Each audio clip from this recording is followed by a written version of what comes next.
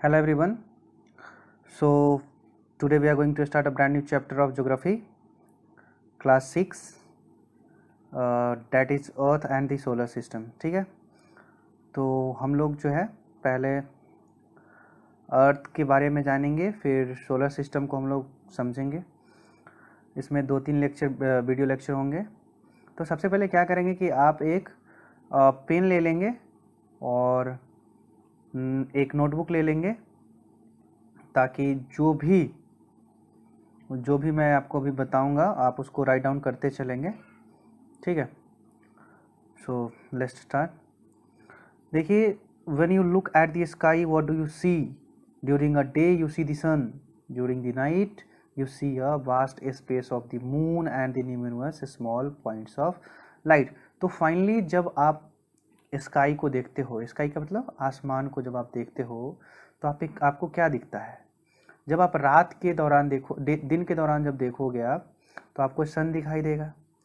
लेकिन अगर आप रात को इसे देखोगे आसमान को, तो एक बड़ा सा स्पेस दिखाई देगा, यानी खाली जगह, और फिर आपको दिखाई देगा मून और बहुत सारे संख्या में पॉइंट्स ऑफ लाइट दिखाई देंगे, यानी प्रकाश की बहुत सारी बिंदुएं जो हैं आपको वो दिखाई देंगे। Most of these appear to twinkle. Twinkle बोल रहा है कि इनमें से बहुत सारे जो होंगे वो टिमटिमाते हुए रहेंगे, जिन्हें आप क्या कह सकते हो? स्टार कह सकते हो। स्टार को हिंदी में तारा कहते हैं। ठीक है, if you look carefully you will be able to see a few points of light which do not appear to twinkle and these could be planets. तो कह रहा है कि अगर आप गौर से देखोगे बहुत ही ज़्यादा केयरफुली, तो आप देख पाओगे कुछ ऐसे पॉइंट्स को, फ्यू मतलब कुछ ऐसे पॉइंट्स को, लाइट से कुछ ऐसे पॉइंट्स को जो कि ट्विंकल नहीं करता, यानी टिमटिमाता। ट्विंकलिंग करने का मतलब होता है टिमटिमाना, है ना? टिमटिमाता नहीं है। तो हो ना हो ये क्या हो सकता है? ये प्लैनेट हो सकते हैं। प्लैनेट को हिंदी में कहते हैं ग्रह। ठीक है, वीडियो पॉज कर लेंगे जब लिखना होगा तो। नेक्स्ट देखिए,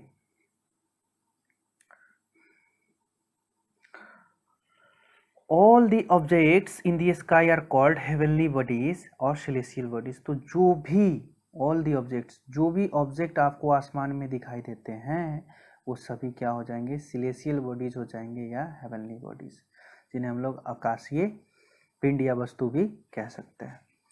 अब देखिए, जो सन है, यहाँ तक कि मून, स्टार्स और प्लैनेट्स, यहाँ तक कि अर्थ को भी अगर आप ऐड कर लें, ये सभी क्या है? एक तरह के सिलेसियल्स बॉडीज हैं। ठीक है, we cannot see many of the other celestial bodies because they are very very far from us। अब देखिए, जो सन है, मून और स्टार्स, प्लैनेट के अलावा भी बहुत सारे चीजें हैं जो आसमान में स्थित है, विद्यमान है, लेकिन हम उनमें से बहुत सारे को नहीं देख पाते हैं। क्यों? क्योंकि वो हमसे बहुत ही बहुत बहुत दूर है। ठीक है ना, बहुत ही ज्यादा दूर है। देखिए, the celestial bodies are spread over a very vast space, and this vast space containing all the celestial bodies is called universe। अब देखिए, यूनिवर्स क्या होता है? तो जो भी celestial bodies हैं, ये बड़े से एरिया में फैले हुए आसमान में, उन सभी को जो कंटेन करके रखता है, उन सभी को जो इकट्ठा रखता है, वो सभी सेलेस्टियल बॉडी को जो रखता है, उसी हम क्या कहते हैं? यूनिवर्स कहते हैं। यूनिवर्स को हिंदी में कहते हैं ब्रह्मांड। ठीक है, क्या कहते हैं? ब्रह्मांड कहते हैं। अब देखिए, जस्ट थिंक, अब देखिए, the universe is so huge that it is difficult to imagine its size. तो जो हमारा यूनिवर्स है, ये बहुत बड़ा है, इसलिए बहुत ही ज़्यादा दिक्कत होगी जब हम इसकी साइज को इमेजिन करेंगे तो। ठीक है ना? Just think of it in this way: the night sky that you see with all its celestial bodies is just a teeny part of the universe. If you are able to see the entire universe, all the celestial bodies that you see now would together look like a teeny spot of light. You would not be able to see the earth or even the sun।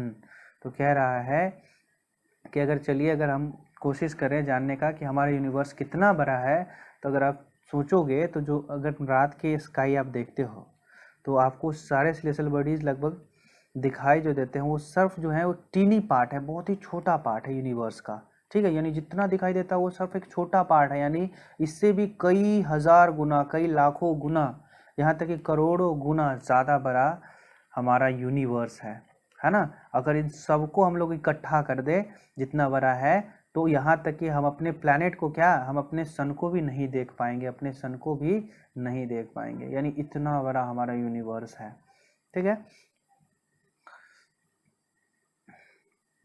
अब देखिए, there are different type of celestial bodies in the universe, here we learn about a few of them. अब देखिए बहुत तरह के different type के क्या है सिलेस्टियल बॉडीज हैं हमारे यूनिवर्स यानी ब्रह्मांड में, ठीक है, अलग अलग तरह के। उनमें से कुछ को हम लोग एक एक करके जानते हैं। तो सबसे पहले आते हैं स्टार्स को जानना, ठीक है। स्टार्स क्या होते हैं हम पहले ही बता चुके हैं। स्टार्स को हिंदी में तारे कहते हैं ना, तारा कहते हैं स्टार को, इन हिंदी क्या कहते हैं, तारा कहते हैं। अब देखिए, we see a large number of celestial bodies shining in the sky. Some of them produce their own heat, own light, while others like the moon reflect the light of the sun. तो कहने का मतलब ये है कि जब आप देखते हो सेलेस्टियल बॉडीज को, तो लार्ज नंबर सेलेस्टियल बॉडीज जो है नाइट में स्काई में शाइनिंग करते हुए, शाइनिंग का मतलब होता है चमकते हुए, है ना, चमकते हुए आपको दिखाई देंगे, चमकते, ठीक है ना, हुए दिखाई देंगे। इनमें से कुछ जो होते हैं उनके पास अपनी लाइट होती है, अपने प्रकाश होते हैं, ठीक है। जबकि कुछ जो होते हैं जैसे मून वगैरह, वो सन की जो लाइट होती है उसको रिफ्लेक्ट करते हैं। अब चलिए एक पिक्चर देखते हैं स्काई की, नाइट के समय कैसा दिखता है हमारा स्काई। आप सभी लोग देखे ही होंगे, देखिए यहाँ पे आपको जो ये दिख रहा है, तो ये जो दिख रहा है ये वास्तव में बहुत बड़ा है, बहुत बड़ा। अगर हम एक को जूम करके भी देखें तब भी ये काफ़ी बड़ा है, ठीक है। यहाँ पर देखिए ये स्टार आपको दिख रहा होगा,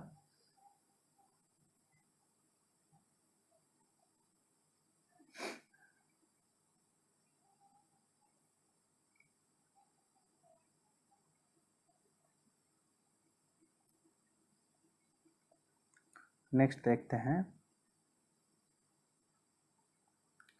अब देखिए क्या होता है कि stars are celestial bodies which produce their own heat and light.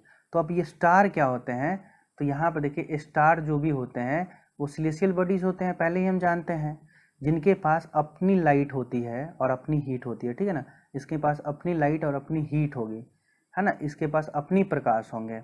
Stars are very huge bodies made of very hot gases. तो अगर कोई पूछे कि स्टार जो है हमारे वो किन सब चीज़ों का बना हुआ है, तो ये क्या है, हॉट गैसेस से बने हुए हैं। किस चीज़ से बने हुए हैं, हॉट गैसेस से, यानी गर्म गैसेस से बने हुए हैं। And they give out enormous amount of heat and light. और ये जो है इनॉर्मस यानी काफ़ी ज़्यादा मात्रा में हीट और लाइट को क्या करते हैं, प्रोड्यूस करते हैं, ठीक है। देखिए our sun is an ordinary medium size star. तो अगर आप सन को देखते होंगे तो आपको काफ़ी बड़ा दिखता है।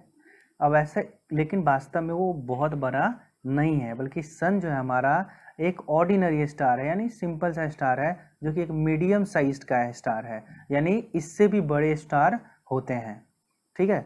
यानी हमारा जो सन है वास्तव में क्या है, एक स्टार है, ठीक है, वो भी मीडियम साइज का, मतलब इससे भी ज़्यादा बड़ा साइज के स्टार होते हैं और इससे भी छोटे साइज के स्टार होते हैं, तो ये मीडियम है।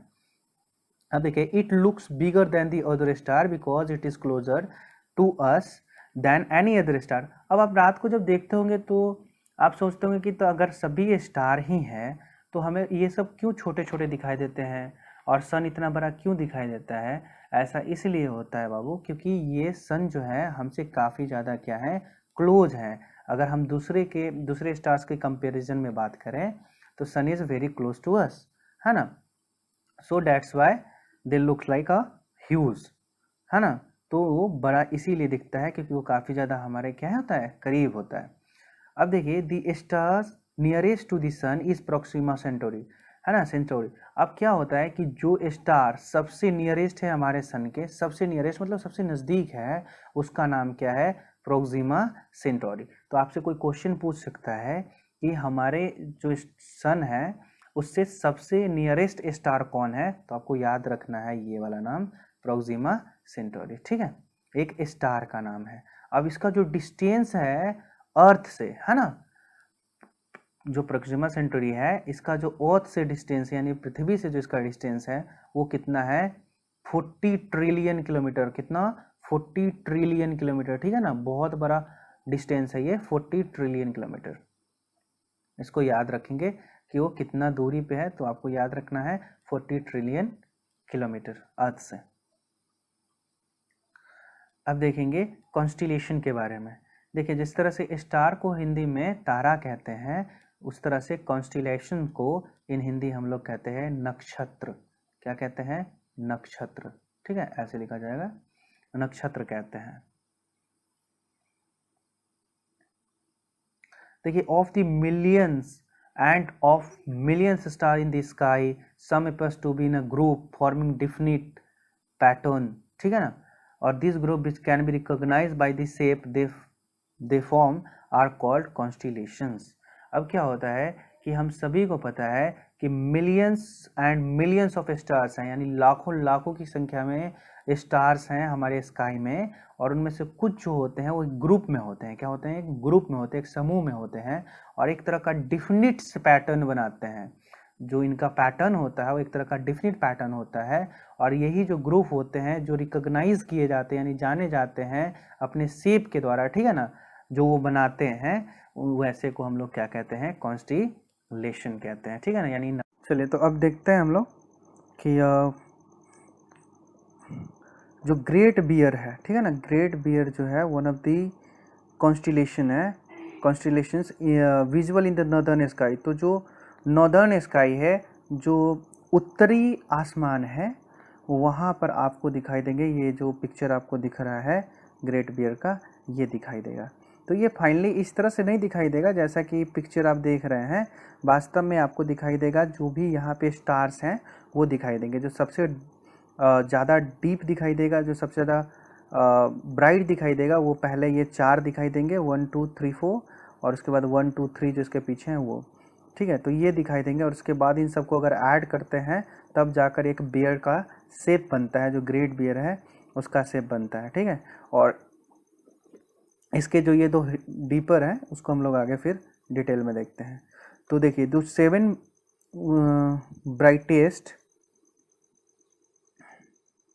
स्टार्स जो हैं मेनली, है ना, जो स्टार्स हैं और इस कॉन्स्टिलेशन के, ये कैसा दिखता है, तो ये दिखता है लॉन्ग हैंडल स्पून की तरह, ठीक है ना, लॉन्ग हैंडल स्पून यानी लंबी जो हैंडल होता है स्पून का उसकी तरह, ठीक है। ये जो डीपर होते हैं, डीपर कह रहा है वो 7 स्टार्स को जो काफ़ी ज़्यादा ब्राइट है उन्हें हम लोग यहाँ पर डीपर यूज कर रहे हैं, मतलब ज़्यादा जो ब्राइट दिख रहा है उसको। अब देखिए, दिस 7 स्टार्स, ठीक है ना, this 7 stars are called the Big Dipper. तो यही जो 7 स्टार्स हैं इन्हें हम क्या कहते हैं, बिग डिपर कहते हैं, ठीक है। और जो बिग डिपर है इसे इंडिया में सप्तऋषि कहा जाता है। क्या कहा जाता है, सप्तऋषि कहा जाता है, ठीक है ना। ग्रामीण क्षेत्रों में शायद सतभैया वगैरह कुछ कहा जाता है, ऐसा कुछ। तो इन्हें क्या कहा जाता है, सप्तऋषि कहा जाता है इन इंडिया। और जो ये 2 स्टार्स हैं जिन्हें पॉइंटर्स कहते हैं, ये वाले को, यहाँ पर ये जो 2 स्टार आपको दिख रहे हैं ये दोनों, इन्हें हम लोग क्या कहते हैं, पॉइंटर्स कहते हैं। यहाँ पर लिखा हुआ भी है पॉइंटर्स, ठीक है ना, तो इसे पॉइंटर्स कहते हैं। और ये जो पॉइंटर्स होते हैं मेनली इनके जो हेड होते हैं बिग डिपर की तरह, ठीक है ना, मतलब ये बिग डिपर का हेड होता है एक तरह से, और ऑलवेज पॉइंट करते हैं toward at the pole star. अब ये पोल स्टार क्या होता है, तो नॉर्थ पोल के जस्ट एबव एक स्टार होता है बड़ा सा, ठीक है ना, वो स्टार काफ़ी ज़्यादा ब्राइट होता है और काफ़ी ज़्यादा विजुअल होता है, जिन्हें हम लोग पोल स्टार कहते हैं। क्या कहते हैं, पोल स्टार। और इसे हम लोग नॉर्थ स्टार भी कहते हैं या पोलारिस भी कहते हैं, ठीक है ना, इसे हम लोग नॉर्थ स्टार भी कहते हैं, पोलारिस।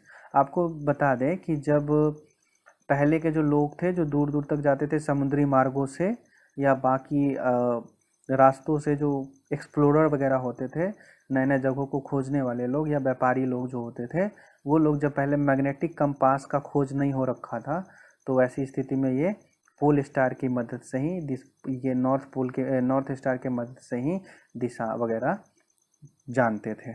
ठीक है, तो यहाँ पर आपको पोल स्टार दिख रहा होगा यहाँ पर मेनली।